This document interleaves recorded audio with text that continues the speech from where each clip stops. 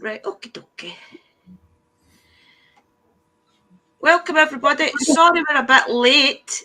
Sparkle decided to run around Lesmahago, as usual. So everybody, you may recognise these two faces. A lot of you already know Paranormal and History that's been here a while. Sarah and Scott, of course. Evening. So guys, I wanted to talk to Sarah and Scott originally because I had seen them go to Pendle Hill and things, which really impressed me. I've never got that far yet. So originally it was to just chat about Pendle Hill and things, but to be honest with you, they're doing really good on their channel and their Facebook. So I actually really just want to chat to you in general about everything that's been happening to you and things for when we last spoke. So tell us a bit about what's happening, Scott. I mean, you're doing really good. It's been good to say hi to Dobie and Andy and Kirsty Murphy. Welcome everybody. In the chat. I don't know, there's been 2 years or something. It's been a busy 2 years. Aye, because if you remember correctly, lockdown was just kind of happening for everybody, wasn't it? The rumours were coming out at the time. We started at the kind of right time, but the right time. Because obviously we were locked down and that we couldn't go investigating, so that's how we decided to get doing we thought, well, what can we do rather than sit about doing nothing? We thought, well, we just we'll start talking to people. And as you started reaching out to different, teams and TV shows, anybody would pop up on my Facebook, and everybody says aye to coming on, and we built a lot of good friendships through it. You had already spoke to Patty Negri. You had already spoke to Patty at the first time when the two groups were still mingling around, and then all that trouble kind of hit, and then we just never really spoke, or I think we actually banned each other. Aye, but that's one of those things, isn't it? Life. That's Patty's been on quite a few times with us, and she was maybe on last week, but her brother took into hospital. Welcome, J.K. Hortons, welcome, Kirsty, welcome, Dobie, welcome, Andy, welcome, Michelle, welcome, Panjack, welcome, everybody. I noticed that Scott last week. Unfortunately, her husband's son happened, didn't it? That's a shame. I was her brother taking in, sir, but she's going to get back to me by another day. But no, we just after, like 2 years, that was 2 years ago, and after all the stuff, we just... So you said that you've been back to Greyfriars, but then I've only ever managed to get back, I think, twice before we all went. So you've been back a few times, you were telling me in chat.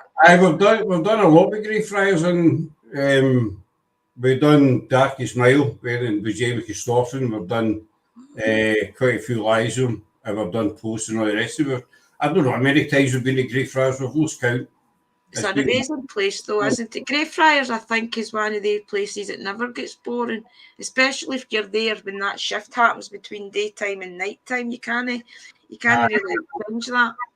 Well, we're quite fortunate that we hooked up with Jamie, and now he's a good pal of ours, and we're quite fortunate that we've got access to the prison whenever we're through. That's great. So that's quite a bonus for us. And we've investigated the prison, we've investigated the Black Mausoleum and what have you. So is that all the tours and things all back on then in Edinburgh now? More or less are up and running back full time now. I think there's still some COVID restrictions, but more or less, it's all... Right, that's good. Maybe take a trip. Welcome Evie, welcome Laura, welcome Christina, welcome everybody. Andy Murray saying Scott isn't Greyfriars when Mackenzie's from. Aye, that's where Mackenzie's from, Scott. Aye, that's where he's buried. That's where Mackenzie's tomb is, in Greyfriars. There's Charlie Rocks. So tell us about this William Wallace thing you are going to be doing. Tell us a wee bit about that. Charlie and Rocks is in there. You quite a few folk coming in here. Welcome, Charlie and Rocks. I put it up on your group, I think, as well. I shared it on Paranormal and History. Welcome in, everybody, especially if you are coming on for Paranormal and History's channel. Welcome in. I hope you settle in nicely, guys. Get to know everybody in the chat. Welcome, J.K. Hauntons. The William Wallace thing is, it's, everybody saw the film Braveheart. You know, what a fantastic film. I've seen it many times. Braveheart tells the sort of basic story to William Wallace, you know, the commoner who turned, you know, a nation against an English king and what have you, and then he was betrayed and executed. But there's a lot more to Wallace than folk actually realise. There's a lot more locations that he's associated with. So we've hooked up with the Society of William Wallace. Right. And what we're doing is it was only meant to be one documentary, but we were at a commemoration his capture a few weeks ago up with Rob Royston. And talking to the guys from Society, and one of the boys was saying, so, you know, he's doing a few of these because there's a lot of places that folk don't actually know about. There's going to be maybe 3 or 4 different documentaries, and basically what it is, we're going to go to each location and, you know, do some filming there, and the Society is going to be there to give the history of the location and what ties it has to Wallace himself. I actually went to the William Wallace Monument, when was that? About 2 months ago or something, and I had just walked up the side of the hill and the place was closing. So I just quickly went and paid my money. The 2 kids ran up in front, and then I just walked up and I got to just round that corner and something just stopped me. It was like a brick wall, and I started like hyperventilating, and I had to about turn and come back down. Something pure blocked me, would not let me in that door. It's a bit of a hook up the hill. We've not been up to the actual monument yet, but we're going to feature the monument, because where the monument is, just to the right-hand side, is where Wallace and Maury stood and looked after the Battle of Stirling Bridge. Wow. They stood just beside where the monument is built, so we're going to be featuring that in it. That'll be really good to watch that, Scott. I mean, as you know, I don't know if your schools were the same, but when we were at school, we never really got Scottish history. We always got like British history and things, but we never really got Scottish. It wasn't until you wanted to do a project or something you got the Scottish history. So that'll be really good to watch that and see where all the different pinpoints were that he really was. So is it true that William Wallace and Robert the Bruce never met then? Never ever met? No, they did meet at the Abbey at Cambus Kenneth Abbey, where Wallace's arms said to be buried. Robert the Bruce held 2 parliaments there, and Wallace attended them. I know people talk about that Wallace and the Bruce were on 2 totally different time frames. They weren't. Oh, were they not right? Same time frame. And there are stories that it was Robert the Bruce that betrayed Wallace. It wasn't Robert the Bruce that betrayed Wallace. But I know Wallace and the Bruce, I keep forgetting his name. Bruce? Robert the Bruce met up quite a few times. Right. Especially at Cambus Kenneth Abbey, because Wallace's arm is said to be buried in the Abbey.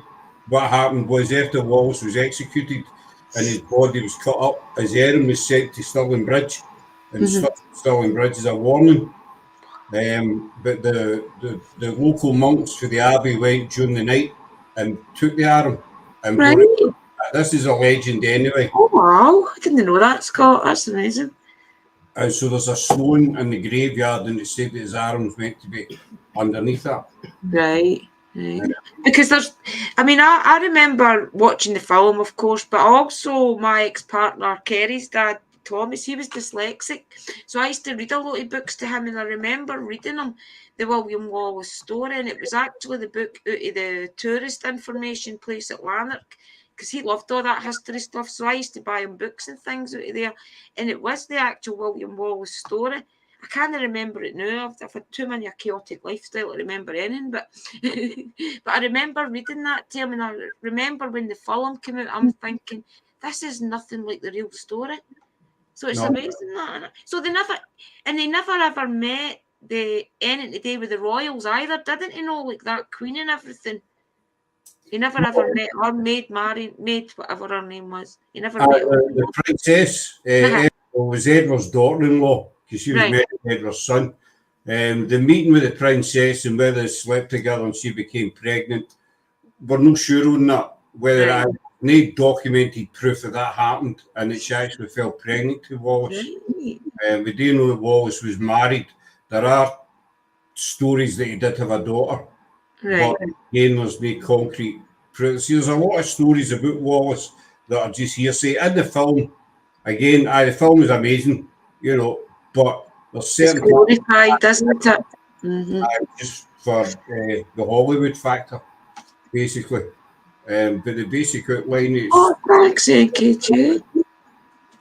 I'm trying to look at some of your comments. If you have, I will read some of the comments. Welcome in, everybody. Welcome in, Mystical Loving Light. I hope you're getting better, sis. Let's read some of your comments, guys. He's getting, you want to say to Scott and Sarah, a lot of you do remember them. And the thing is, we went to Edinburgh and things. Where else did we go? Remember, we went to that church, Sarah. What was it called? Mind, it was a wee church with a graveyard out the back of it. What's that called? Aye, I mind now. The one that you and Drew and Abby blah, blah, blah. Abby in the co-op with Liam. Mind. Remember, it was. What was that place? It was another cemetery up. I think it's actually up the Royal Mile or something. I can't remember. It'll come to me anyway. But see that cemetery? I have never ever went into a cemetery for that day. That's got that feeling of that place. It's got. Canongate Kirk. I do. That's doing the Boatman a mile. Mm-hmm. That place has got a weird energy, and I've never ever felt that again anywhere else. Canongate Church. That's right. Sarah's never been back to it since. We've been back to it, but Sarah's never stepped foot in it again. Right, I don't believe that. But that's the thing. There's two between Greyfriars and Canongate. It's two totally different atmospheres. I mean, Greyfriars has got. See, we love Greyfriars. We've done loads in Greyfriars, and Greyfriars has got the reputation of being the most haunted kirk cab in the world. Mm-hmm. Mm-hmm. We've investigated in Greyfriars before we found out that this investigation is actually banned, and we have never had nothing in Greyfriars at all. The banned in there? They've been banned for quite some time because they're banned in all the graveyards in Edinburgh. What was happening? I didn't know that. Too many folk were getting in, too many teams, but some of the teams were kind of climbing their walls and headstones, so the council try to get into the prison part and things. See, I just stay respectful. I just really daring about Mackenzie's tomb, and then I walk round about and then out. You know, they're probably watching us at all times, though, aren't they? But now what they've done is they introduced a permit scheme. But after last week, when I don't know if you saw the story, somebody vandalised a headstone. In Greyfriars, they ripped it off the wall. I was talking to Jamie last week. It's supposed to be some woman has ripped a headstone off the wall. And so they do things like that? That's crazy. We should try to take it home or something. I don't know. They're still investigating it. But Jamie says that's investigation's done now. Even you can't even get a permit for them now. That's sad, isn't it? Oh, there's Laura's in your team. But the thing is, they introduced wardens into Greyfriars and all. But now since last week, the patrols have doubled. And if you're caught investigating, it's a £1,000 fine. Wow. Well, it's to preserve the place, though, because if people are going in and doing things like that, they can't blame them. It's part of Scottish history.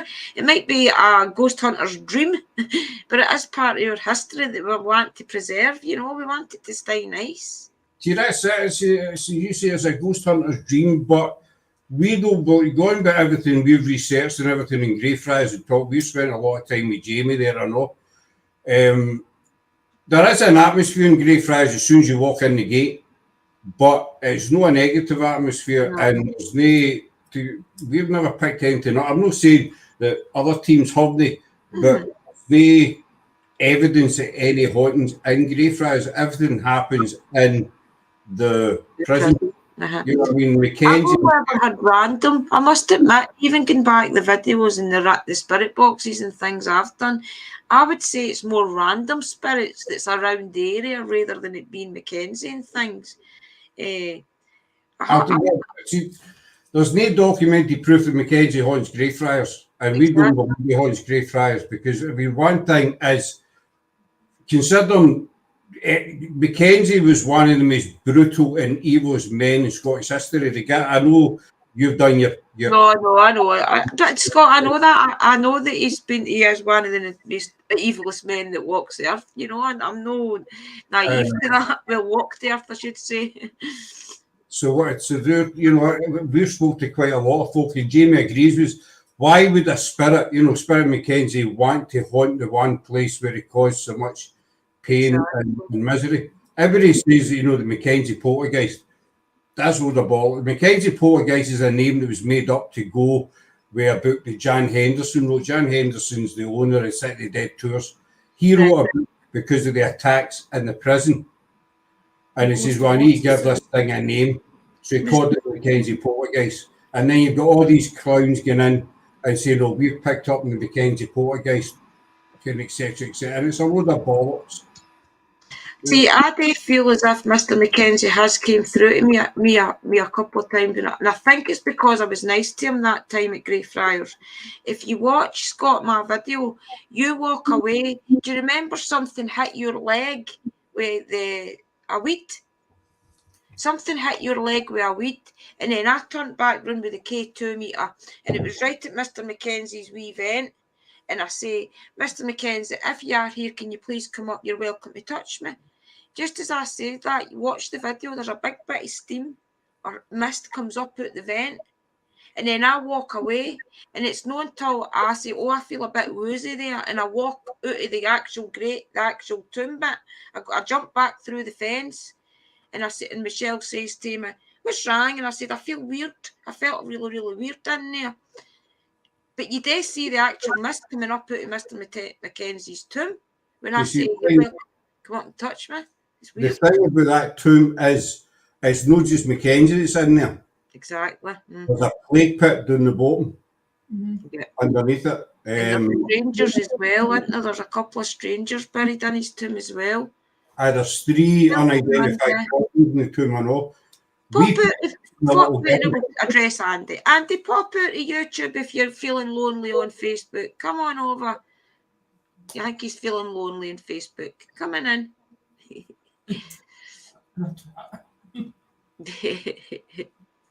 Yeah, I think it's a really... See, it's one of the things that you would really have to dedicate time and things to really, really investigating. I mean, and I think as well, Mr. Mackenzie, why would he hang around somewhere that he killed as many people and things, that there would be that many lost souls around him that he caused their death? Why would he want to hang around in that? That's why I think he's probably goes back in visitation. Every spirit probably does to where they're buried, you know. But I don't know. It's a weird one. Then again, spirits lie, so you just don't know. Yeah, well, see, this is a big thing. We don't know. It could be, especially, I mean, no offence to you, and that, Drew. I feel Mackenzie. Of course. You know, as I say, we're not being Vicky and all the rest of it, but the amount of time and research we've done in Greyfriars and the amount of people... I'm open to opinions, you know. I like to debate it. I love talking about anything to do with paranormal. I'd love to know. See, that's the thing. I've always wondered, is it Mr. Mackenzie? Or is it just a spirit that's saying that it is him, you know? Who knows? I've never ever been totally convinced of it to start with, but it's just weird that there's a spirit that always says he's Mr. Mackenzie around me. Is that because it makes the spirit feel powerful to say that if it's not him, you know? You see, at the end of the day, spirits, we've said this on many a live, spirit, we're the same in spirit. This is our opinion. You know, folk might shoot us out the water for this, whatever, but we're the exact same in spirit as we were here, except we don't have a physical body. So if somebody was, you know, on an eagle trip, which, you know, to be honest with you, we do know a couple of folk that been on eagle trips in the past. Yeah. Don't we, dear? Yes. Right. Too well. Bollocks, basically. But if you get a spirit who in the physical life was, you know, wanted to be a kind of Walter Mitty character, Mhm. you know, they'll still be like that in spirit. So who's to say that it's, you know, there's no spirit to say, aye, I'm George Mackenzie, when his name could be Fred or something like that, you know. I know. Fred the Baker or something, but he's saying he's, you know. But I know Mackenzie is blamed for all the attacks in the prison. Mm-hmm. And Did say to me, and I'll need to find the spirit box session I did where he does say it, because it's interesting. I will find it if I look for it. I say to him something along the lines of, Mr. Mackenzie, why do you attack people in the prison? It's something along the lines, and then the spirit box says, I'm not the dark entity in Greyfriars. And I say, what is? And he says, something that's not of this world. That's what the spirit box says back. you see, the demonic thing, you see, this really annoys us or not. And again, no offence to folk, you know, the demonic side, but Yeah. it's when everybody labels stuff demonic, you know, it's, you know, it really annoys Figures and things are not of this world either, you know, so he could be just meaning something like that. He maybe wasn't meaning, or this spirit wasn't maybe meaning that it was something demonic. All he said was it was something not of this world. So, you know, it could be something that is bad, but it's not demonic. You know, there's a lot of in-betweens, as you're trying to say. Everything isn't just demonic, everything isn't just good. There's a lot of things in between I that. know about in between. Demonic. The thing with the prison, if folk see that, in our opinion, folk don't do enough research. Aye. If you're going to investigate, you need to do so. You can't just go out with a K2 meter and a camera and, you know, and an echophonic and say, right, we've caught this spirit, we've found this spirit. That's the difference. That's ghost hunting. Whereas Paranormal investigating, that's right. It's when you get right into it. Yeah. The paranormal investigating is like what Sarah says, when you go to a building, there's maybe 6 or 7 years and you start doing all the tests and things. Ghost hunting is like what I do, where I'm just walking through a cemetery with a spirit box and seeing what I can really catch, you know? That's ghost hunting. Investigating is like everything up. Aye. See, we're fortunate enough to have access to the Covenanters whenever we get through to Greyfriars, and we've investigated. Everybody says the Black Mausoleum is evil and all the rest of it. The Black Mausoleum is the burial place of the Dundas family. The Dundas family were quite a well-to-do family, and they were, you know, they had nothing to do with Mackenzie. And what people forget is, during the Covenanters' time there, day tombs weren't there. It was fields. And so we've researched and spoke to people. What we've come up with is that the entity or the spirit, whatever you want to call it, and the Covenanters is one of the old guards. Right, that's interesting. When we investigated it, the spirit we picked up said it didn't want to talk to me, it wanted to talk to a woman. So basically, I was told to do one.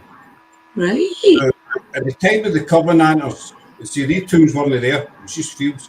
There was a wooden walkway all the way around the prison, and the guards were known to be notoriously brutal. They handed out random beatings every single day to just whoever they felt like it. And this was the orders of Mackenzie. Right. The other thing they had there was guard huts kind of thing, shelters. Right. So what we've gathered is where the Black Mausoleum is, that's where one of the huts was. Right. Coincidence, it could have been any tomb, but that's where one of the huts was, where the Black Mausoleum was later built on. And it's one of the guards that still sees the prison as his, and he doesn't like people getting in. Wow, there we go, Scott. I never ever knew any of that. See, that's what you get when you talk to the people that actually go into the place, isn't it? And then going on the rumours that ghost hunters say, or these places like Giggy Pop and things like that all say. That's crazy. But that would make sense that it would be one of the old guards then, wouldn't it? It does. Folk just make the connection though, because every time something's happened at the Mackenzie tomb, that's when it's ramped up in the prison, but it's no coincidence. No. There was even a story, there was a tunnel between the Mackenzie tomb and the Black Mausoleum. There's no such tunnel. It's not true. It's a load of bollocks. There's no tunnel. There's no connection. And for years, people used to call the Mackenzie tomb the Black Mausoleum. That's right. But it's not the Mackenzie tomb. Hi, Stan, buddy. The Mackenzie tomb and the Black Mausoleum are two totally different places. And you see, I never knew all of that. I didn't know it. I knew about Greyfriars being haunted, and then everybody assuming it was Mr. Mackenzie that was in that back bit and things. But that's crazy that it could work out to be all them. And it would make sense more than it being Mr. Mackenzie, because why, as you said, why would you hang about somewhere, like that? It's crazy.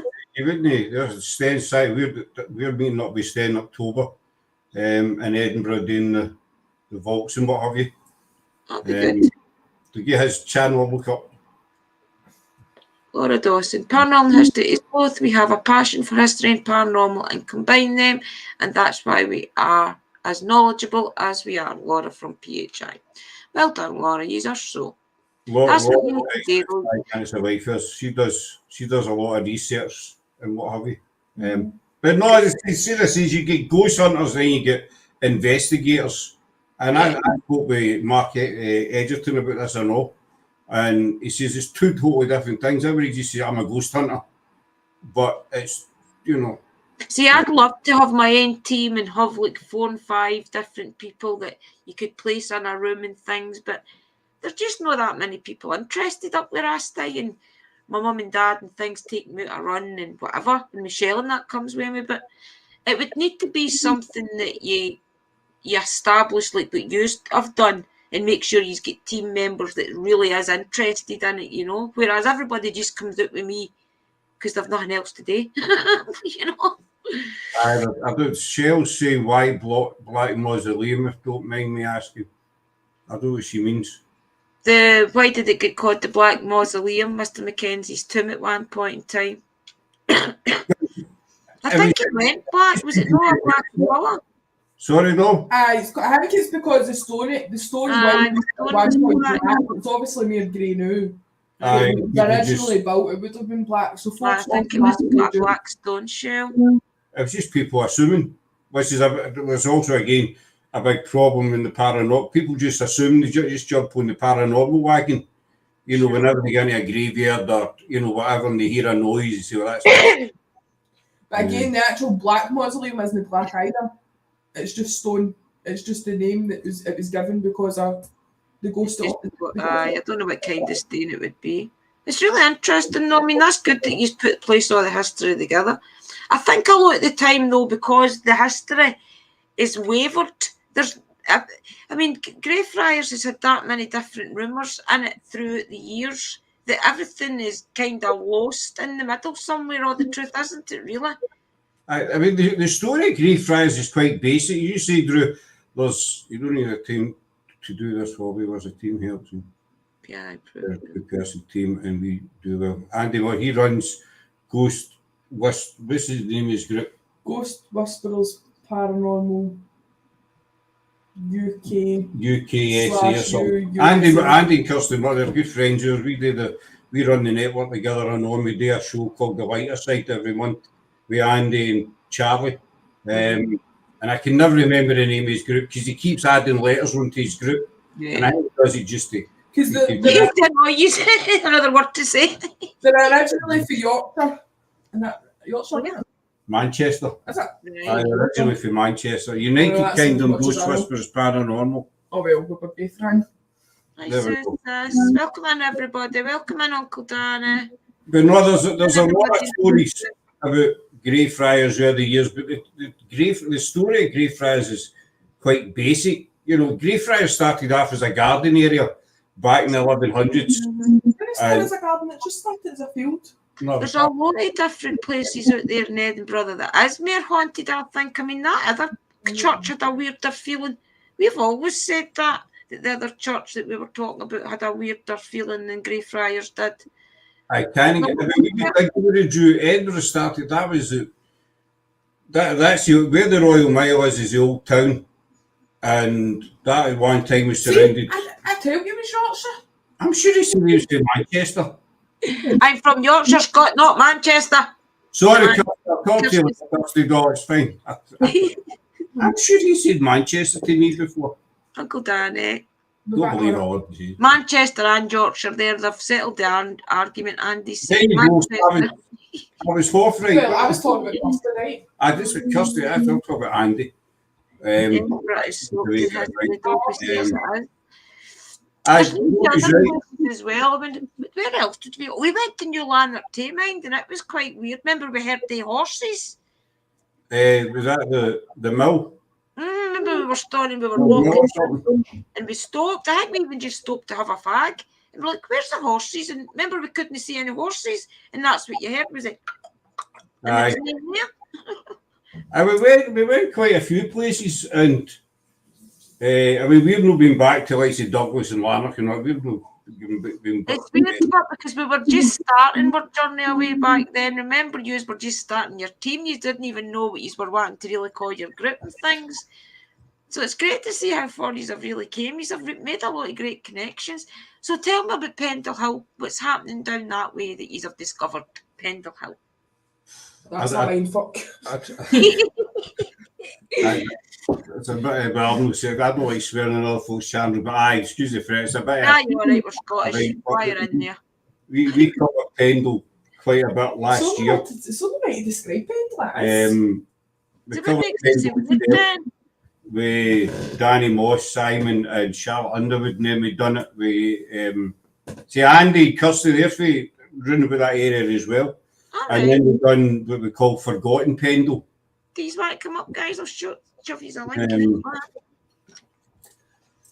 See, that's weird. It's where we start with Pendle because it's that bigger story. And we've done what we called Witch Week, where we covered all the individual trials in the UK and Salem and all with Jennifer for our American team. Right. And Pendle, and I says this to Simon the last time he was on, for some reason, you know, no disrespect to all the other victims of the other witch trials, you know, which we know the majority of them were all innocent. But for some reason, Pendle seems to have catches the imagination worldwide.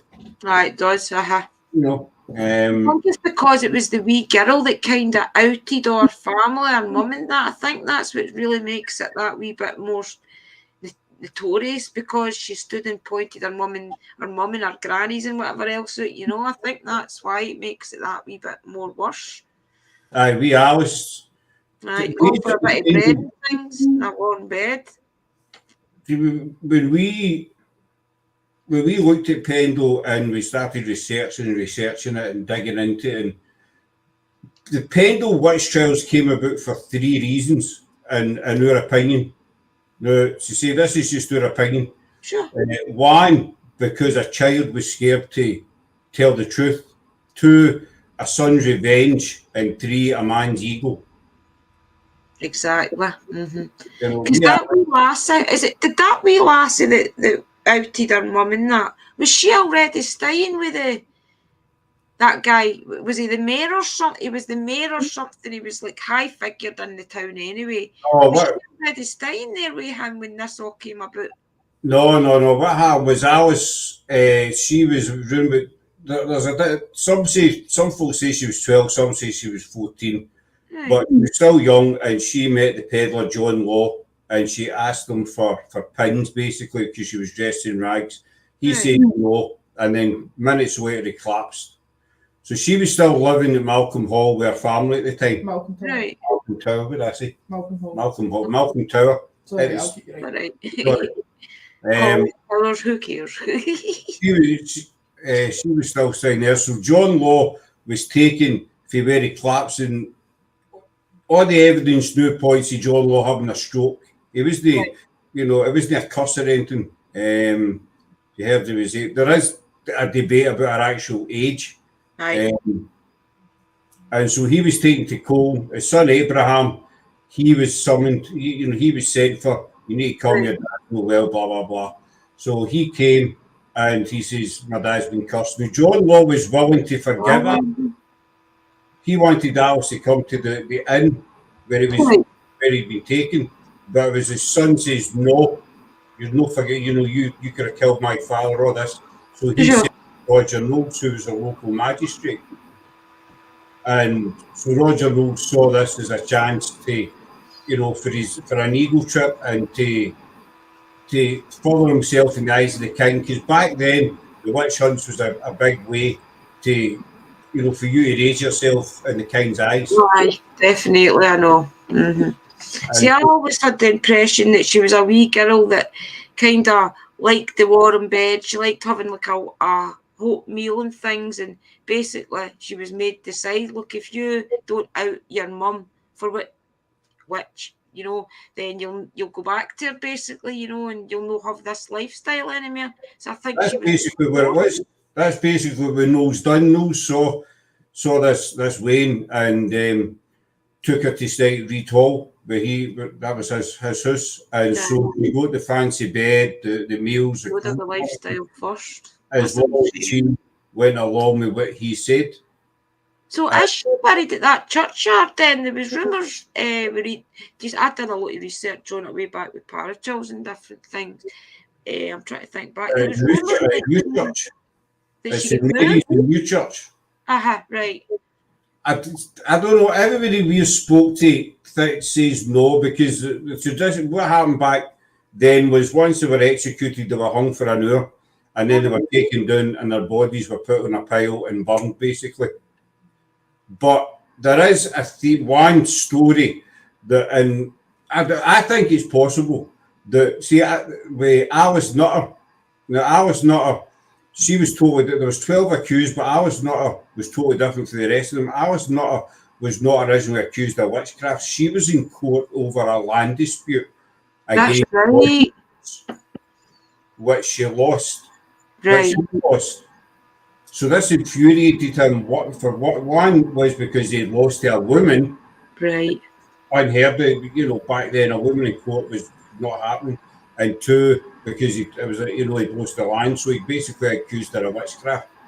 So her family were quite well to do. So there was a theory that when Alice was cut down, money was exchanged and her body was brought back to New Church and buried in the Nutter family plot. That's right. That's what we heard, right? Along, Kirsty said she was the wrong place at the wrong time. Wrong place at the wrong time. That's right. Definitely. She was just there originally. Brother. A land dispute. So it is possible. I mean, I've spoken to Simon about it, and he agrees it's possible, but nobody's ever going to know the truth. They're never going to know. I know. And even if there was a skeleton in that grave, who's to say it was her, Well, that's it. Interesting. It's 600 years down the line. So how would I find out if there's any any witches around here? I've always wondered when we were all kids, there was rumours that there was witches get burnt at the stake and things around here. And I've heard a few things through the spirit box and things. And that bloody witch attacked me up that lane. So I often wonder, is there any way that you can research it? I know a lot of it wasn't in the books, though, wasn't it? No, especially in Scotland. It wasn't documented. I'm sure there was witches done that way. Well, there was pain. I mean, it's a good question, Drew, because you had the Paisley witches, you had Pollock witches, and I'm fae Pollock, and I didn't even know it was Pollock witches. Right. Because records back then, as you know, weren't 100%. Yeah, exactly. And burned their lost as well through the years. The only way would be to, I know everybody hates the word Google, but you've got to use it though. I mean, Laura's still in the chat. She'd be there because Laura does most of her research. See, there was a group of people at Edinburgh University had managed to do some sort of campaign, and they managed to get a lot of the people that was accused of witchcraft, basically. They managed to get a lot of them a pardon. And in the files that I read, there was a lot of Lanark mentioned, the Lanark this, Lanark that. But we were also known as Lanark around here, so it's just hard to figure out if there was actually witches in West Mahago, It's just wondered I mean, it was rife. you know yourself, back in the 1600s. It was a phase, wasn't it? It was really bad at one point. It was the best way to get rid of people. Sure. Basically, whereas a love rival, a land rival, somebody you'd fell out with, you know, you could have been arguing with your neighbour, and the best way to get rid of them was to accuse them of witchcraft. Well, there's that one that I read about that I had read in the files. There was a girl who basically was having an affair. I think he was a school teacher, and she fell pregnant, and his wife had fun out about it, and basically she got accused of being a witch because she was pregnant to I think he was a school teacher, the school teacher of the town, and it was about here somewhere. So it makes you wonder.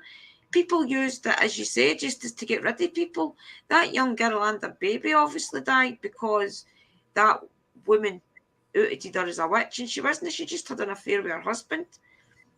Aye, you see, that was the thing.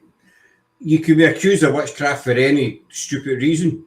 You know, no matter what you'd done. If you fell out with somebody, bang, you're a witch. And it was a way to get rid of somebody, and it was also a way to make money and to increase your standing. But, I mean, for you're not to... Nice citizen, brother. I mean, for north to south, witch trials were everywhere. I know. In your area, aye, because you're not that far from Douglas and what have you.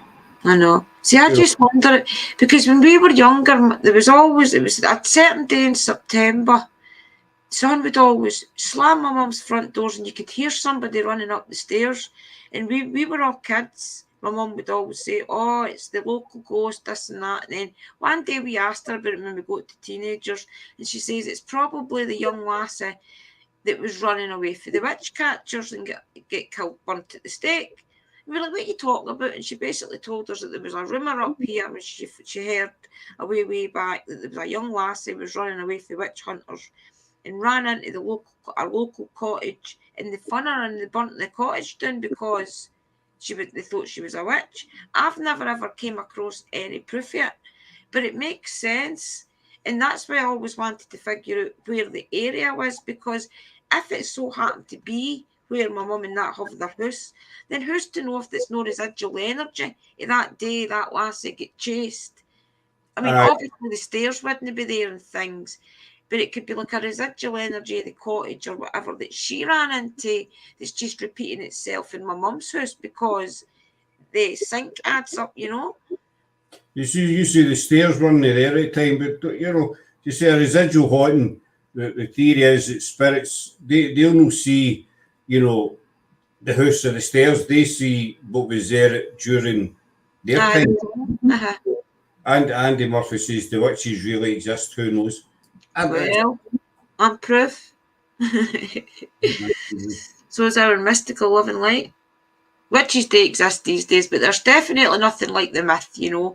I mean, to be honest, witches are peace-loving and nature-loving, and basically we honour everything that you can't see, like your ancestors, the spirits around us, the gods and the goddesses that made us. In fact, if you think about it, if witches weren't ever here, which were called healers or cunning folk, if we didn't have any of us way back in the day, a lot of us would never have been born, because most of the time it would have been a witch or the person in the town that would have helped your grandmother, your great-grandmother give birth. So witches definitely existed. It's just that a lot of them get hung, drawn and quartered for it and burnt at the stake. See, the big thing was that, I mean, we don't do witch. Jennifer, our American team, she's a witch. We don't do the witchcraft stuff, and they advise them what it does. But back then, the 16th century, the whole witch trial thing, the whole witch hunt started off with King James, where his bride, his wife, she was coming out of Denmark. Right. A storm at sea, she was coming out, and the king blamed, said that the witches had cursed the sea. That's right. I remember roughly the story, but I can't. My memory's terrible. That's right, and it started like a worldwide phenomenon thing, wasn't it? Where everybody jumped on the bandwagon for it. He does massive paranoia about witches, and so that started off the whole witchcraft hunt, witch hunts and all the rest of it. So Welcome, Catherine. all through the 1600s, if you were, if you were, as Laura said, if you could be disabled, a midwife, you could have been into herbs, plants, whatever, stuff like that.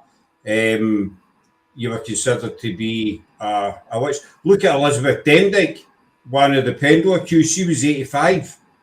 Right. Why she was accused? Because back then the average lifespan was 30, 35-year-old. But he was a wee old woman who had managed to reach the age of 85. So people were of the opinion that she had made a pact with the devil for a long life.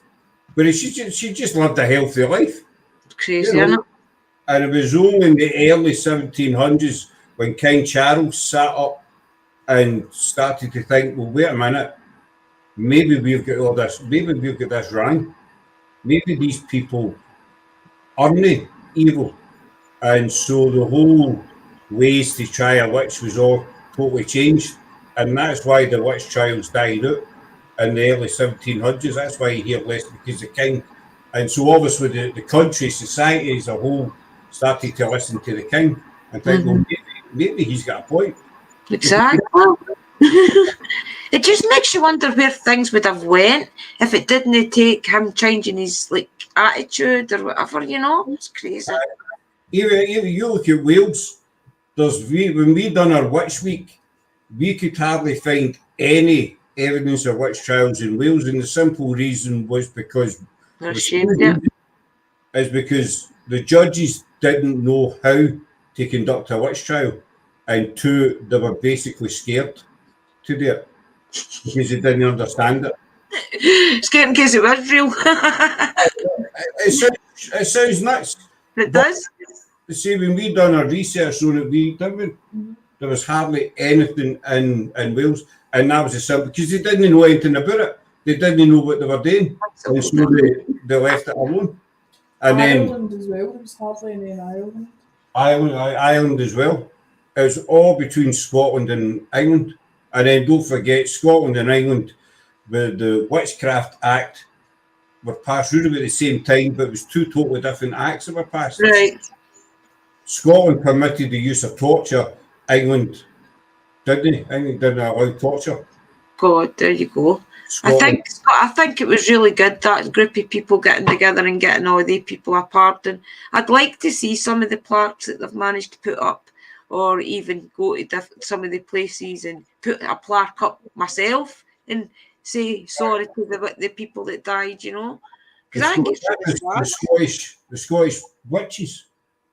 They were really cruel. We interviewed them last year. There was 3 women that we done. We actually, no, what happened? We recorded it, didn't we? Aye, we played it on. He's really no well. Phoenix says Uncle Danny's going to help him in the Grove. I'm sure it's on one of the Witch Week. It's on one of our Witch Week. We interviewed them. They couldn't make it night time, so we recorded an interview with them during the day. If it's the same woman, I'm thinking. Right. No, definitely we're into Pendle, Drew, because it's a massive story. I would love to go down. I mean, I love to visit a lot of the places with the witch trials, especially the Scottish ones first. See if I can maybe pick up on any energies and things about them. I mean, I love going out and ghost hunting anyway, I'd love to get to a level where I could speak to witches and keep going back. It's just that when I was up Lovers Lane, the witch took offence to me being there and she totally chased me out. She basically grabbed me by the neck and threw me out. Is there a history there of being a witch? Well, this is what I want to see, because it's on the same area that the rumours were. And then Uncle Danny said that I didn't know what had attacked me. I just felt the oppression and I had to move. I had to get up to the top of the lane. And then it wasn't until Uncle Danny watched it back and you hear the witch cackle as well. And then it's like it was another witch that didn't like you being in our area. So I went back with a wee offering and things. I took a rose quartz, I took a flower and things, and I apologised. I says, I'm sorry for coming up unannounced. I didn't know you were here, or I would have asked permission, basically. But it just makes you wonder. And that's a little bridge. It's a wee Roman bridge. So it just makes you wonder if it was something that happened there, or maybe our cottage was there, or who knows. But it's just weird to say that that was the area that the witches were meant to be in here. And there's just no records there anywhere. See, that's the thing, the records back then weren't too great, but then, I mean, I'm not disputing what Danny said, but you know yourself, the paranormal, is it a witch, or was it just a grumpy spirit? See, you hear the cackling things, it's interesting, but the place anywhere it is all figures out, because my mum's house is going up the old motorway like here, and then that wee bridge kind of sits over the side, and that was all the main part of Lismahagy, if you like. That's where the main walkway would have been to Lanark, like for Lismahagy to Lanark. There's like a kind of old pathway, if you like, that you can tell has been there for generations upon generations. So who knows? That's the thing. Who knows? That's what fascinates us about the paranormal. We just don't know. Unless we can find a tie to it, a 100. That'd be brilliant, Andy. Then they've got to Salem. Well, brilliant. To the history, we kind of just dismiss it, don't we? I know. We can't prove 100%, then we just debunk it. But Andy Kirsty, they're over in Antelope Valley. Andy's there for work. He's there for 3. He's been there for about a year so far. Something like that. But a lot of the time, though, if you do want to take it, see, I mean, I'm kind of relaxed about it. I've got nothing. I'm not really going anywhere. I don't really want to be on telly or whatever. I just enjoy getting out the random wee ghost hunt, talking to a couple of spirits. You know, I don't take it heavy serious, if you like. I'm more witchy serious than the paranormal serious. But I like to talk to the spirits and things and place it together. But I know what you're meaning, Sarah. Like, you don't want to put anything out unless history can back it up, you know. That's a good way of looking at it. A lot of the time, though, your feelings and things is the only thing you can really rely on in these places. Aye. How do you prove that? There's too many clues out there, and I've seen it on Facebook and all the rest of it, and we've had the misfortune of knowing some of them. But I'm not going to get any names or so, though. But they'll put posts up and they'll say, we were out last night and we got an amazing night, amazing evidence. You won't believe it we captured, but you never see it. They never put it up. They tell you about it, and anybody can put their horn and say, I captured 5 spirits last night. But you never ever see any proof. And to us, if folk are going to claim that something's paranormal, then have something to back that up. Mm-hmm. I get that makes sense.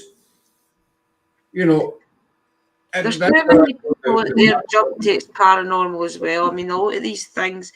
What annoys me about for a start, is the cat balls, right? A lot of people will put a cat ball down on grass. And you know yourself, if a beastie or something walks past that, it's hitting that cat ball and that cat ball's going off. And then straight away they're like, oh, the cat ball's going off. But they don't check the area to see if there's a beastie or something crawling around that area to see if it hit the cat ball, you know what I mean? So that can all be debunked as well. The cat balls that we use, I know you do all different kinds, but the cat balls we use, I've thrown them across graveyards and stuff, and they've no one off, Sometimes we'll place them, but other times I'll just take them out the tub and just throw them. And sometimes it does take quite a wee bit to set them up. But no, I know what you mean, the K2 flicker. And that's paranormal. Whereas it could be, yourself, there's 101 things that can set a K2 off. Lex Paranormal, I can't remember what he told us, but he showed us 2 or 3 ways that you can actually fake the K2 going off. There's something to do with like having a radio and things close by. A phone. There's 2 or 3 things, so I know I get it. There's a lot of people out there that they want to fake it. It's unfortunate. It really is. It is, and it's dragging the paranormal down. The only time we'll take the K2 serious is if we get an intelligent response off it. Right. And we've been quite fortunate. It sounds picky, but we're not being picky. We've been quite fortunate that we've caught a lot on camera.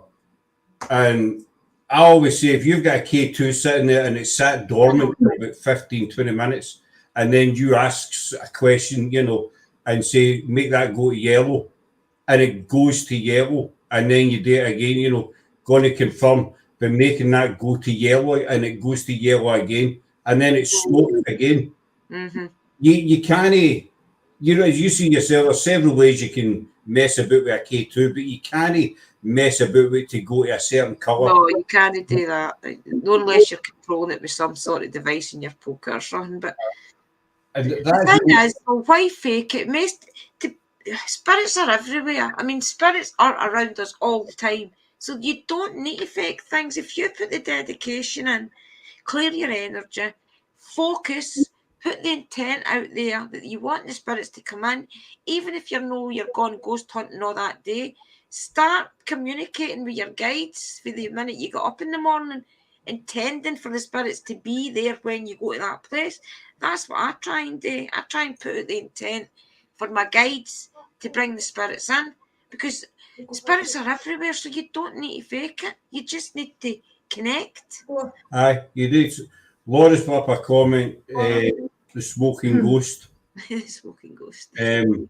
But what that is about, last year we went, we went to, it's an old power station.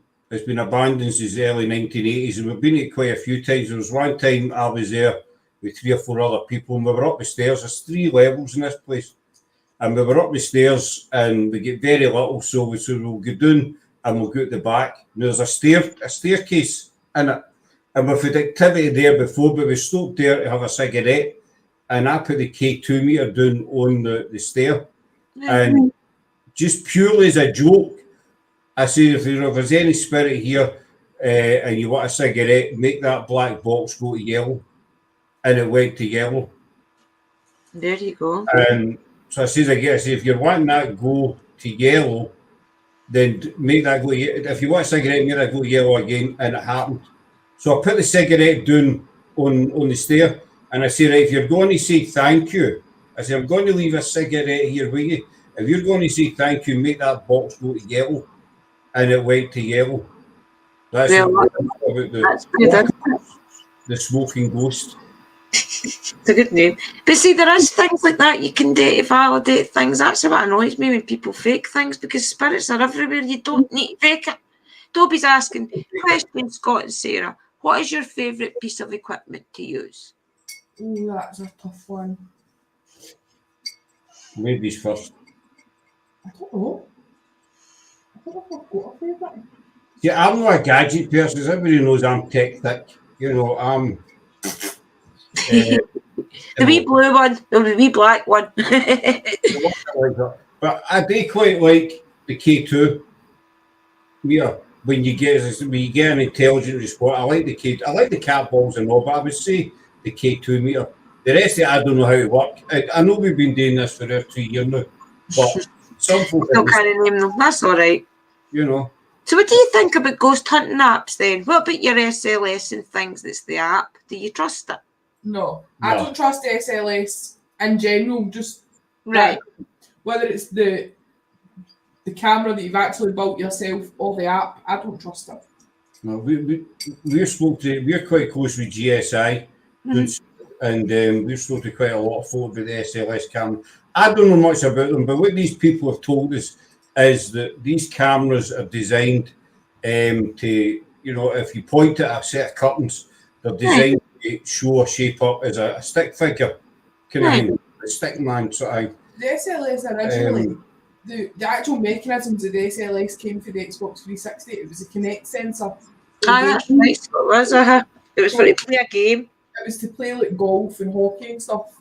So it's automatically, it's built to map things out, to map the person out.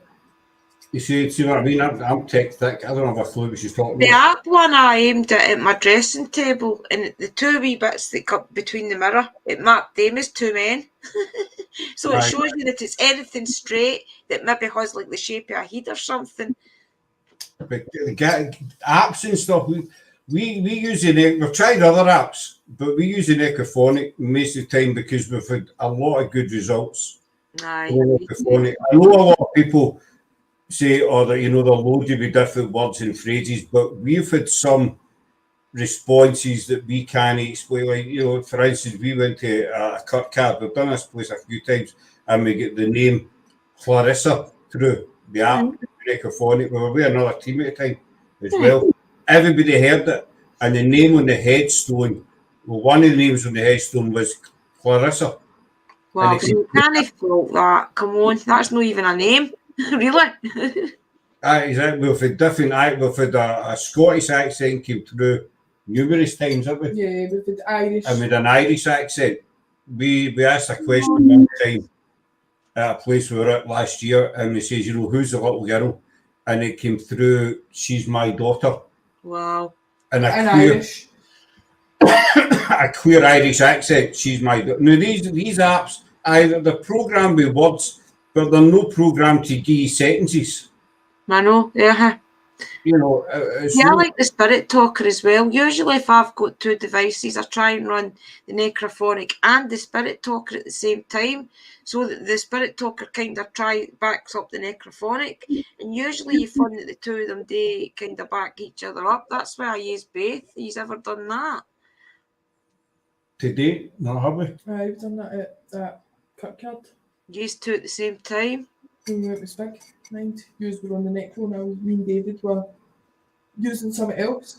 Andy says, I believe in some apps, but not all, and I will only use them when I have thoroughly tested them myself. Also turn off a lot of the devices, things like microphone locations, etc. Good advice, Andy.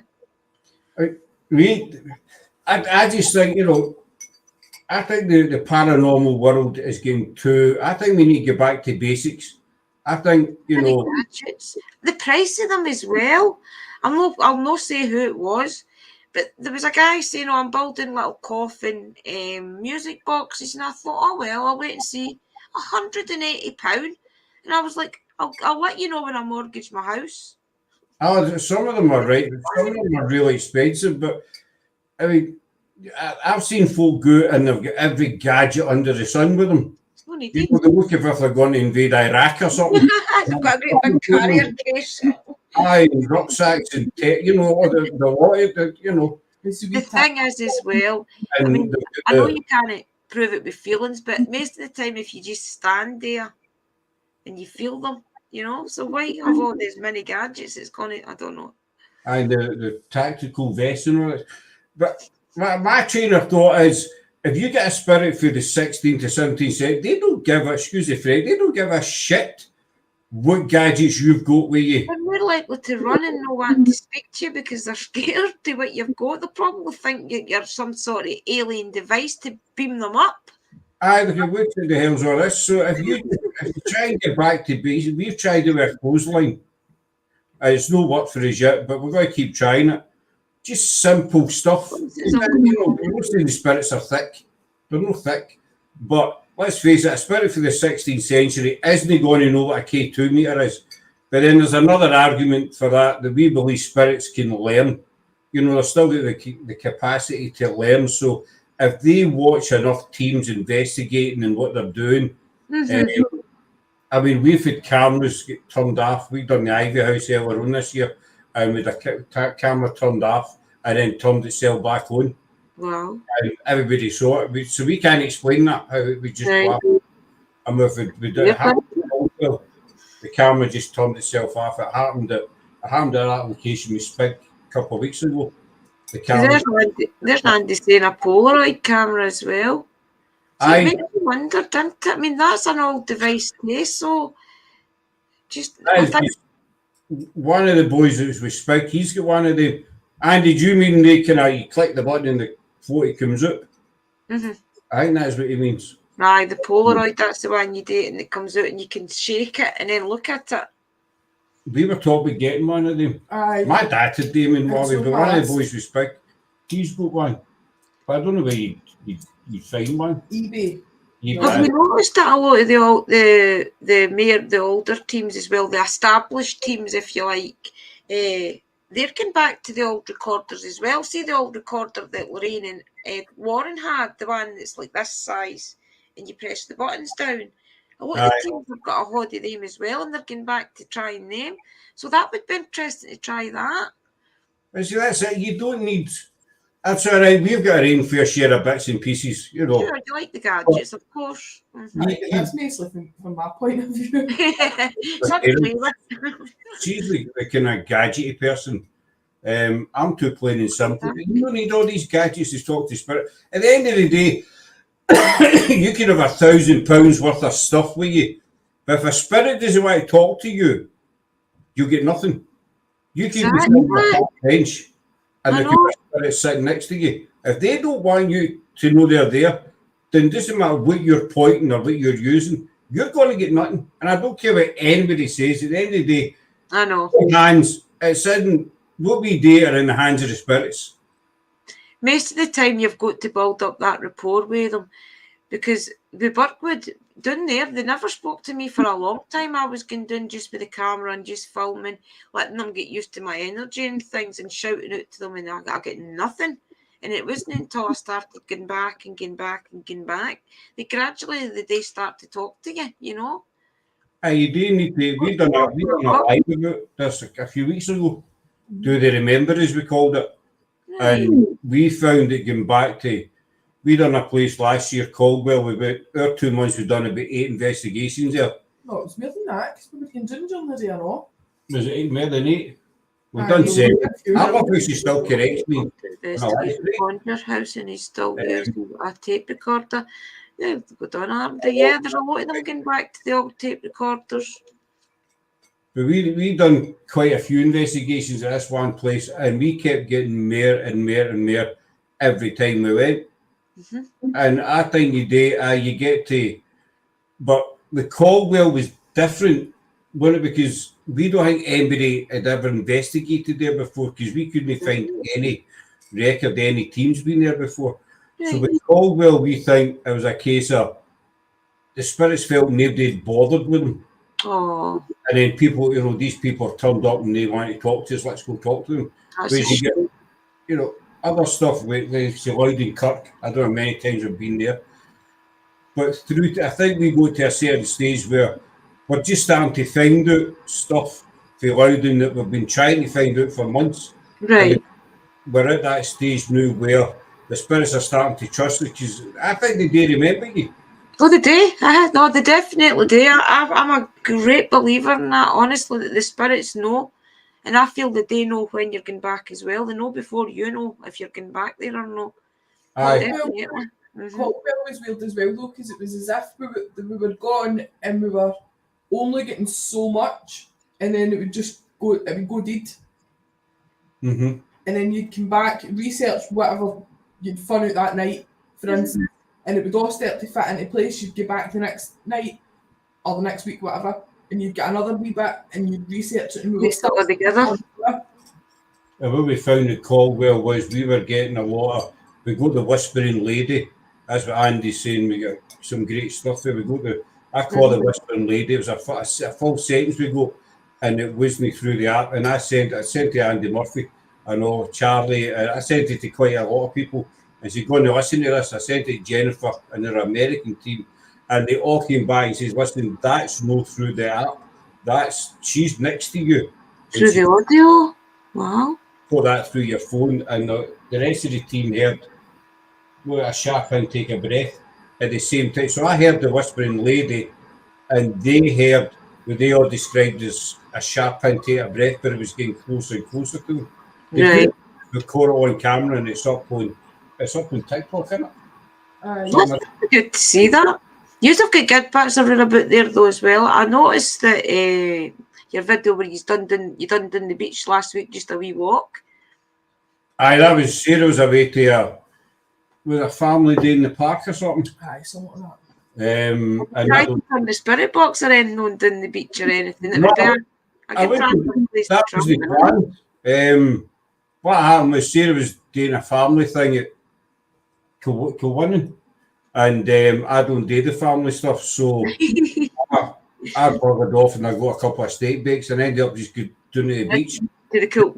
Honestly, the steak bakes were roasting, so I'm going to leave them in the motor and I'll go for a wee walk. So I just decided to do a wee live, and that was it when my steak bakes were cool enough.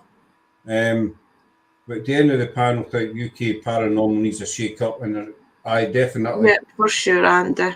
I agree, mate. Let's start on that, Andy. You know my views on that. We'll not get good in that road. Too many folk. It's all these wee places that makes you wonder. The randomest place, like down the beach that day, would there be spirits want to talk? You know, it's crazy. And the energy in the sea wouldn't help them. Well, that's what we're doing at Halloween. We're calling it unknown water, and we're going out on a boat, basically. Right. Investigate on a boat. No, we're not investigating the boat. We're investigating the water. Right, because I thought it was the boat you were going to investigate when I seen it up on your group. No, it's basically what it is. Everybody investigates on land, including us. We do it. And they'll investigate haunted ships and, all the rest of it, Drew. And, hey, Chapel, buddy.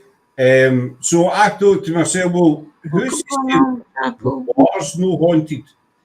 It's true. Well, it's true, though. I mean, even just the thought of spirits being around you absolutely anywhere, your toilet could be haunted. I want people to die on the toilet. Well, exactly, anywhere is. And so I thought, well, so we were lucky enough, we do a lot with Spig. It's another team, and we've got a friend who owns a boat touring company doing the Firth of Clyde. So I go in touch with him, and I thought, we just think about doing this. And sorry, no. It'll be interesting to see what you've all got. I mean, I don't know if it's ever really been done before, has it? As far as we know, it's never been done. There was a guy put a comment in saying that I've done that before. So I replied back to him saying, well, did you document it? Mm-hmm. You shows me, and I never ever heard back from him. As far as we can tell, it's never ever been done. And we're not doing it to be special or say, oh, look at us, we're brilliant. We're doing it because you just don't know, and it's interesting. And so why not? We might go out and get diddly squat. Well, exactly. We're willing to, we're willing to give it a go and see what happens. And it could, it might be successful, and it could lead to other. It could lead to other stuff. I'm not saying TV. We're not interested in all that crap. The thing is, more people watch the apps than they do television. So I don't know why everybody's focus is on getting on television, because people don't watch normal television anymore.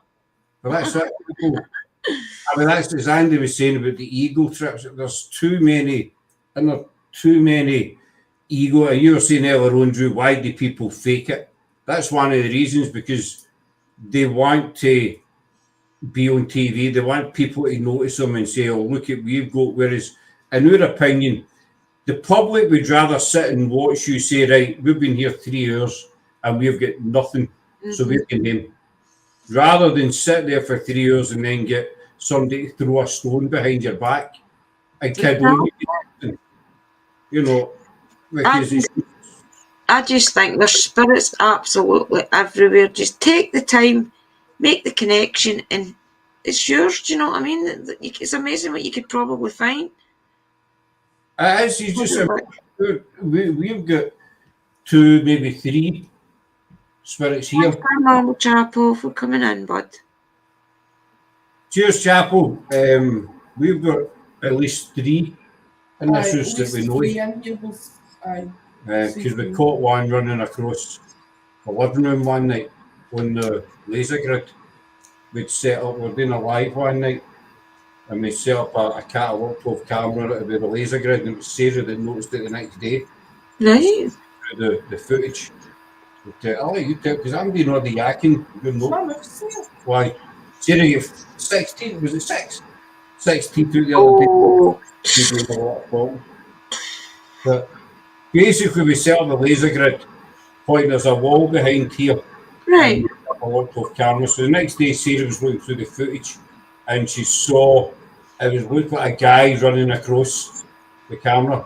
Wow. So we slowed it right down, and it clearly shows a male figure running right across. And it's none of us can move that fast. And if Real fat. You just can move that fast.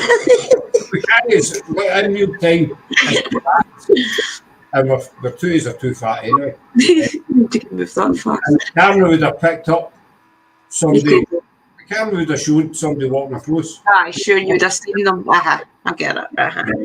See, it's all these wee things, but that's the thing, though. Things like that are no good enough for some people. Some people want the banging and the tables getting thrown and the doors getting slammed and the demon word getting mentioned every 2 seconds. People want to see that. They don't want to see just laser grids like that. Whereas that's the best evidence. But that's it, you know. That annoys me. Folk think, you know, as Andy says, fame comes money. Aye, that's true. Right. And Fame comes money, with money comes the ability to spend on equipment, but also pay the doctor equipment for the benefit, in my opinion.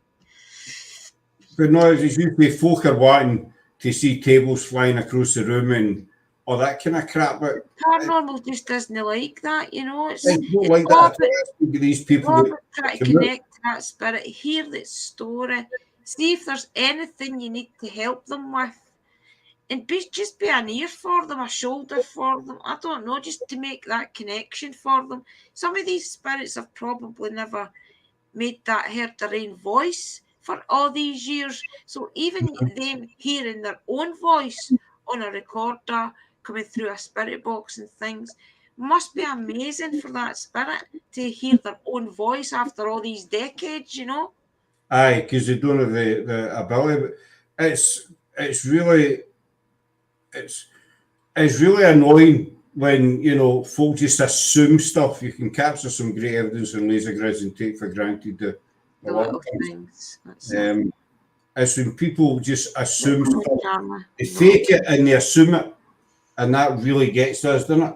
Yeah. Like, it gets to a lot of people, you know, where they assume everything's paranormal, or they assume that you're going to get into an investigation, you're going to get lifted off the ground with a demon, which is a load of bollocks. I know. Basically, you know, I know folk will disagree with me, but at the end of the day, I think the simplest of communication is actually the best.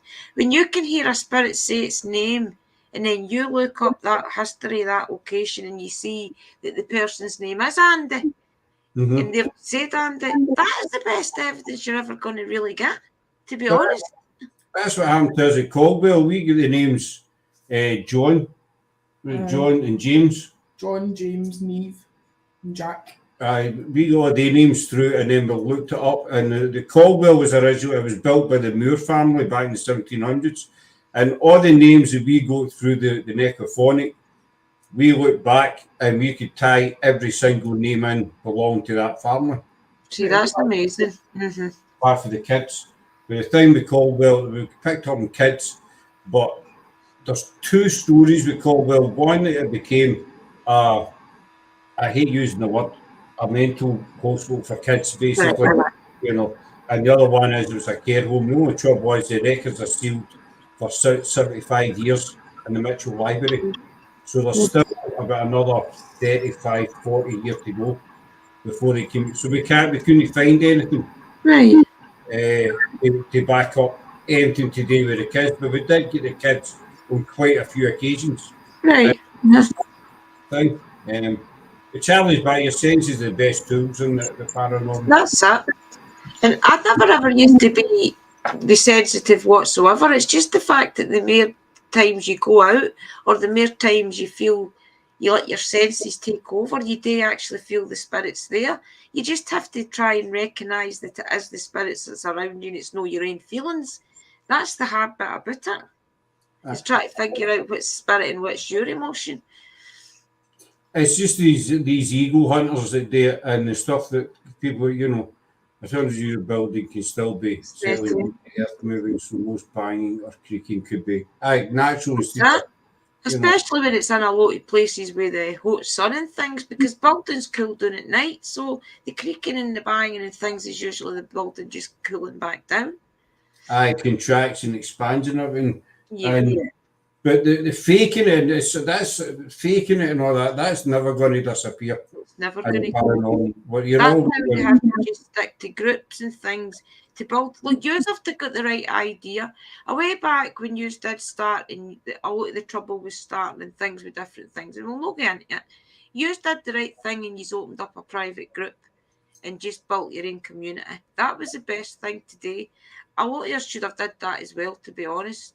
I think that having your private group and getting all your teams in and just getting on with it and doing what you love best has really been the best thing, you know? Well, that's it. We done, as usually we did, and it sounds big-headed. It's not meant to be big-headed, but It's the way it is, Scott. It's not big-headed. It's just the truth. Leaps and bounds, and we've got the American team, and now we've got the... So that's the reason we set up the network with Charlie and Rox and Andy and Kirsty and Sarah and myself, we set up the collective paranormal. So what's coming up, guys? Tell us what's coming up for all our amazing viewers right now. We've got 16 people in. We did have nearly 22. Right. Well, that's how you set up a network. You get all these networks that promise you the earth. Come on a network, you get thousands of views, but we promise you bugger all. You come on our network, it's just genuine teams. You want to post your stuff, pictures, video, whatever it is, and share it, that's fine. But you may get one view on our network, you may get 10 million. Well, We promise you bugger all. End of story. Somewhere to be. I've always just really wanted to connect to people that want to sit and talk about spirits, about different places to ghost hunt, maybe go ghost hunting, and just have a light-hearted chat, much like you guys have had tonight, much like a lot of my streams have been lately. Just sit and have a gentle chat about things without taking it all overly serious, And it's amazing to find people that has got that same light-heartedness and the serious side as well that we all can have, So I thank you guys for coming up. Tell everybody what's coming up for you so that you can get your links and things out. If any of the mods are in, can you grab Scott and Sarah's link, please? Chuck it in the chat. No, we've got Unknown Waters. Well, we get the Wallace Trail, that's coming out. That'll be good. We're doing that in September, October. Next Sunday is the 727th anniversary of the Battle of Stirling Bridge. Right. So we're covering that live for Stirling with the Society of William Wallace. They're doing That'll be good. a ceremony at Stirling Bridge. So we're doing that live. So we've got the Wallace Trail coming up. We've got Unknown Waters, that's on the 29th of October. And that'll tie in with a special live we'll go at Halloween. We'll get the Ghoul Gang coming up this September. That's Andy Murphy, that's why we set up the network. The PIH, UK GPW, and Charlie and Rox Paranormal want to create a safe place to enjoy this pastime. That's why we set up the network. And it's a very good one, and it's one of the ones that's actually worked, to be honest, because a lot of them just didn't work. Fingers crossed, it's working so far. So we get that. We've got Charlie and Rox here coming up here in October. I think it's the end of October, Charlie, I think. Correct me if I'm wrong. We also have Sten, who's in the chat, and Nighthawk Paranormal. They're coming up the 8th and 9th. We're doing covering Edinburgh with them, the 8th and 9th.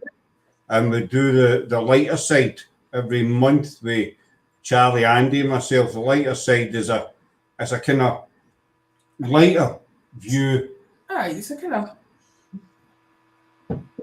It's a lighter view, a lighter take on the paranormal. We still take it serious, but it's a kind of lighter take. And right. It's fun. We sit and talk rubbish for and the wives talk alone sometimes as well. Good-hearted chit-chat fun, in other words, a relaxing place just to be yourself. We don't tolerate fake, we don't tolerate drama, any of that bollocks. But a paranormal comedy show, Andy says. That's basically what it is. It's, 22nd to 27th. Charlie. You're not going to I'll grab it. So we'll get quite a bit in the, and then we'll be doing our own collaborations with Spig and what have you as well, and our own investigations. We've got we've cut down on our lives over the next couple of months to concentrate on the Wallace trail. But Right, aye. To get that done. That'll be interesting. See if you know what YouTube and everything's like with notifications. So when you do start that, throw it into my group, or message me the links and I'll advertise it for you on the different platforms I've got as well, because that'll be good. I won't even see it. I don't even know the history of that. The good thing about it is we've been mentored with David Espinosa, who's right. one of the owners of CRA Entertainment. We've had them on the show quite a few times. He's a film director. He's been doing it for over 40 years. So he go in contact with me again and says, look, you know, if you want my help on this, I'll help you. So everything's going to get said to him after it's filmed, and he's going to give his feedback on it. So that is going to be right. So it might take a wee bit longer to get out than, but we want it done. Properly. We want it done properly because of who it is, you know, because of what it's about. No, if you're going to do something like that, you've got to really do it properly, because it's a good chance. You know, definitely. There you go, there, guys. There's the link in the chat. If you want to go and subscribe. And remember, guys, watch a wee bit of their videos as well. At least 3 minutes when you subscribe, and hit a like and comment, because if you don't, they're just going to lose the subscriber anyway. So try your hardest, even if you've not got time to actually watch their channel the night, watch a wee minute of their videos so they keep the subscription. We've got a private group on Facebook as well. We did have a public page, but about 2 months ago, we had a wee bit of troll trouble. So we decided to go private. It's everywhere we've got, honestly. It really is quite rife right now with the trolls and things. So you're not the only one. It's like that, isn't it? But you know, it was sad because we like to 2,500 followers. You know, whereas we're not into numbers, but I like to see the numbers going up because it lets people know, it lets us know that you're enjoying, that they're enjoying what you're doing, basically. Exactly, and it makes you feel appreciated when you see your numbers go up. It makes you feel as if you're actually doing something, that you're contributing. You know, it makes you feel as if you're. I love my channel for the light-heartedness I've got with the connection I've made with people. I wouldn't want a channel that the chat's gone shoom, shoom, shoom, and you can't make a connection, you know? I know. If you're going to do it, you need to do it right. So, I mean, that's how we started the private group about 2 months ago. It's not right. It's climbing slow, you know. Do you ever visit random place not knowing none of the history but feel uncomfortable straight away? A feeling that doesn't go away. I had that several times at different locations around England, to only find out I was spot on afterwards by hearing the place's history. God, Anthony. There you go. Have we ever been to a random place and not liked it? No. We've not liked certain bits of locations, but we've never. Aye. We went to certain locations and we went to places and you get to certain corners or whatever. I think, you know, this doesn't feel right in here. Like I said, that night at Canongate, you know. That was weird. I have never ever felt that intense energy anywhere ever again. But then it disappeared as, you know, the further away we go for it. It just disappeared. Crazy. And to me, it was just somebody didn't want us there.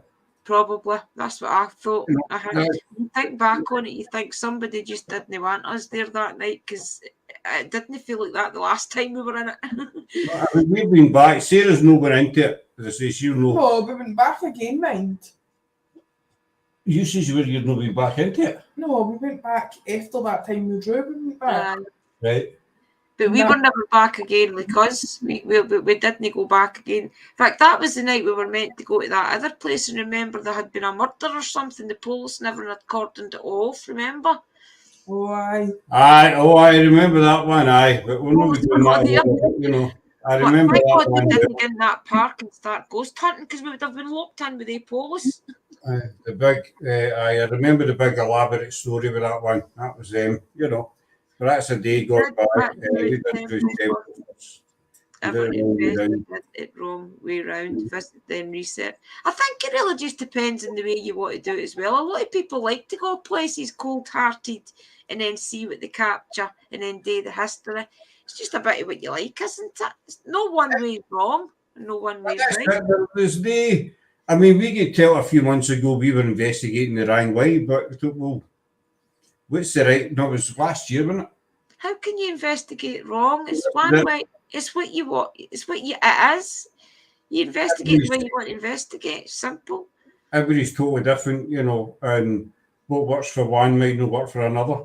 Exactly. And you know, even though we might be doing it the right way, you know, we've done pretty well so far. So there must be something right in there somewhere. These have done good this far. These are doing really good, guys, and I'm glad that way back then you didn't get kind of threw off your path. You know, I mean, I'm glad you stuck to it and stood on the path that you're on, because you really are doing good. There's a lot of people that he's talked to. It's really got great information, and unlike it being people in America, there's nothing really related to us in Britain. It's interesting to us British because it's our history. I mean, I love hearing about the American stuff, I really do, but I would rather hear about the British stuff because this is where we stay, you know, especially the Scottish stuff. That's it. We try. I mean, Jennifer, she runs her American tea. She does an amazing job, and so you know, we try to cover as much as possible. You know, some stuff, you know yourself, does take a bit longer to research and put together and what have you. But we're as passionate about the history as well about the paranormal and like Winchester. Winchester, I mean, like you take Winchester for instance. The Winchester House with Sarah done that with Jennifer, and you done that with two wives, was it? I done it myself last year, year before. It was no long when we first started. We done the Winchester House, and then we revisited it, and then we revisited it again with Jennifer. But it takes weeks to put it all together. It takes weeks to put it together. Even when you Jack the Ripper, we covered Jack the Ripper. We'll get the second part of that still to arrange actually. Good stuff. I mean, it's definitely good to watch. I like the fact I know that these are gone in this William Wallace thing because I've never ever really knew the William Wallace story except for what you read in the books, of course. See, that's it. That's partly the reason we're doing it because not a lot of people know. But everybody just looks to you know, I've done the same as well years ago when the film first came out. Everybody just sees the film and says, right, you know, that's William Wallace was, end of story. But there's a lot more to the guy, and I think people deserve to know. It'll be good to put a lot of the rumours to rest as well about the different things. It's just all rumours, and give him his due diligence, what he really did do for Scotland, you know. And we're lucky we've got the society. They're doing it ways, so it's no. Good. We're not just digging up stuff ourselves and saying, right, this is what happened, you know, because we researched it, so it's true. You know, so probably get to see some cool artifacts and different things along the journey as well, and that'll be good. Well, we were out a couple of weeks, a month ago we met up, and we went to different locations in Stirling and Glasgow that we didn't know existed, you know, like the Bell of the Bray, in the necropolis actually, that's where the Bell, I didn't even know it was there. Right, I've never heard it before, and I've been to the necropolis twice now, I think. It's just beside, see where the Bridge of Sighs is? Right. Underneath if you meet out in the main road, underneath the Bridge of Sighs. Yeah. Well, we learn something new every day. It'll be good to keep going, but so guys, definitely go over and subscribe to their channel and keep an eye out and watch their stuff as well. I know I say it about everybody, but definitely watch their stuff because it's as interesting as well. The stuff and things, I watched the Pendle Hill one. Remember, I was in the live with you in the chat. And what's the guy's name? I always forget his name. Simon Entwistle. He knows things about Pendle Hill that's not even known in the history books, guys. So definitely give them a shout, give them a watch. Oh, Simon's spot is the way he done. When we covered our Pendle last year, we were like Simon was on, and if you want to know anything about Pendle, and Simon's the guy to ask, definitely. As he says, he is coming back because we're going back to Salisbury to do the paranormal side of it. That's that's what you were talking about that night, was the Salisbury witches. That's right. It's interesting stuff, guys. Definitely go watch them. They've spoke to a lot of interesting people, and they've got interesting people coming on. So go give them a watch because they're good, interesting. So I'm going to go and say goodbye just now, guys, because I'm nearly at my watch hours. So I'm trying to keep a couple of hours free for a couple of things coming up this week. But it's been lovely talking to you guys. And honestly, I can't wait to see where you are next year at this time. We'll find out. We'll find out in 10 months' time or whatever. That's it. But thanks for having us on, and thanks to everybody in the chat which came along and put their comments and that in. Much appreciated. Thanks everybody that's came for Paranormal and History as well. It's been nice to see you all mingle and talk to everybody together. It's been really good fun. Right, okay, everybody, I'm going to go just now and end the live, and I will speak to you. What day is this? This is what, Friday night? Is this Friday night? Saturday night. When will I be live again? Monday night I'll probably be live, guys. So we'll figure something out for Monday, and I'll speak to you all soon. Bye-bye for now. Bye, everybody. Bye.